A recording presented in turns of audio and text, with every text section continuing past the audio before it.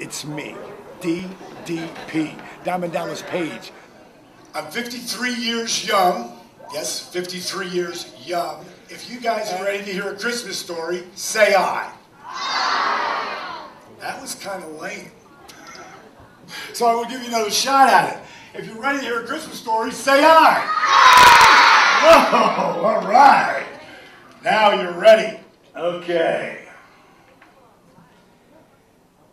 Every Who down in Whoville liked Christmas a lot. But the Grinch, who lived just north of Whoville, did not. The Grinch hated Christmas the whole Christmas season.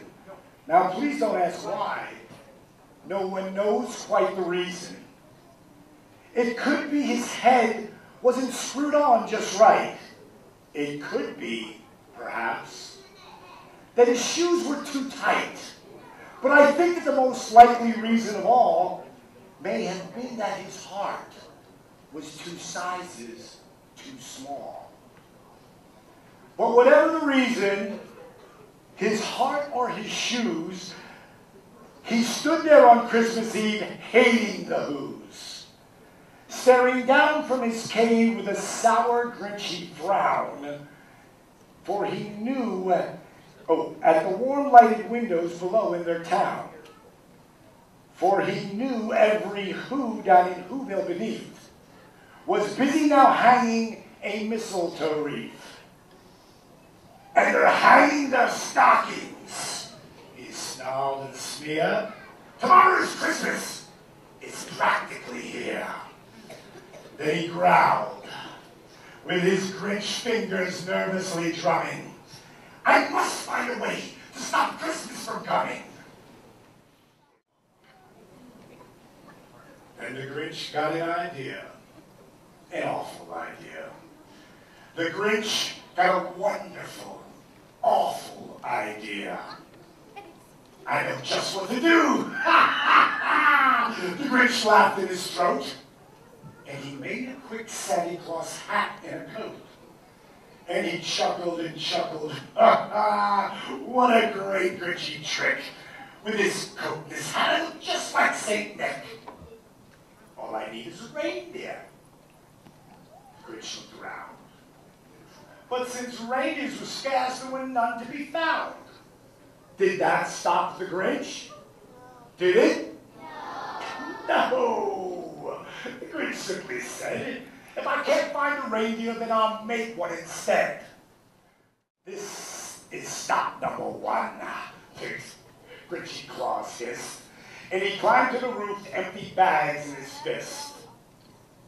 Then he slid down the chimney, a rather tight pinch. But if Santa could do it, then so could the Grinch. He got stuck only once for a moment or two, then he stuck his head out of the fireplace flue, where the little Who stockings all hung in the row. These stockings, he grinned, are the first things to go. Then he slithered and slunk, with a smile most unpleasant, around the whole room, and he took every present. Pop guns, bicycles, roller skates, drums, checkerboards, tricycles, popcorns, and plums. And he stuffed them in bags. Then the Grinch very nimbly stuffed all of the bags, one by one, up the chimney. Then he slunk to the icebox. He took the Who's feast. He took the Who pudding. He took the roast beef. He cleaned out that icebox as quick as a flash, while the Grinch even took their last can of Who hash.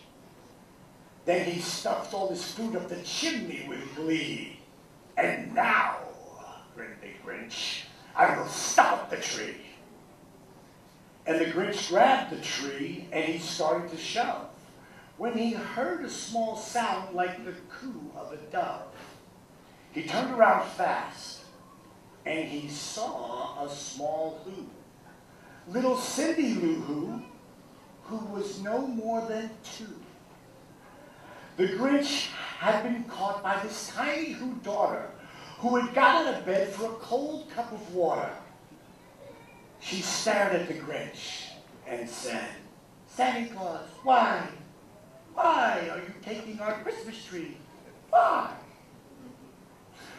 But you knew that old Grinch was so smart and so slick. He thought of a lie, and he thought of it quick. "Why, my sweet little tot," the big Santa Claus lied, "there's a light on this tree that won't light on one side. So I'm taking it home to my workshop, my dear. I'll fix it up there, and then I'll bring it back here." And the fib fooled the child. Then he patted her head, and he got her a drink and sent her to bed. And when Cindy Lou Who went to bed with her cup, he went to the chimney and stuffed the tree up. Then the last thing he took was a log for their fire. Then he went up the chimney himself, the old liar. On their walls he left nothing but hooks and some wire. And the one speck of food that he left in the house was a crumb that was even too small for a mouse. Then he did the same thing to the other Who houses, leaving crumbs much too small for the other Who mouses. It was 1/4 dawn. All the Who's still in bed, all the Who's still a snooze, when he packed up his sled. Packed it up with their presents, the ribbons, the wrappings, the tags and the tinsel, the trimmings, the trappings. 3,000 feet up the side of Mount Crumpet, he rode with his load to the tip top to dump it. Pooh! To the Who's, he was grinchily humming. They're just finding out now that no Christmas is coming. They're just waking up, and I know just what they'll do. Their mouths will hang open a minute or two. Then the Who's down in Whoville will all cry, "Boo!" Now that's a noise, grinned the Grinch, that I simply must hear. So he paused, and the Grinch put his hand to his ear. And he did hear a sound coming over the snow. It started in low, and it started to grow. But the sound wasn't sad. Why, the sound sounded merry. It couldn't be so, but it was merry. Very. He stared down at Whoville. The Grinch popped his eyes. Then he shook. What he saw was a shocking surprise. Every Who down in Whoville, the tall and the small, was singing without any presents at all. He hadn't stopped Christmas from coming. It came somehow or another. It came just the same.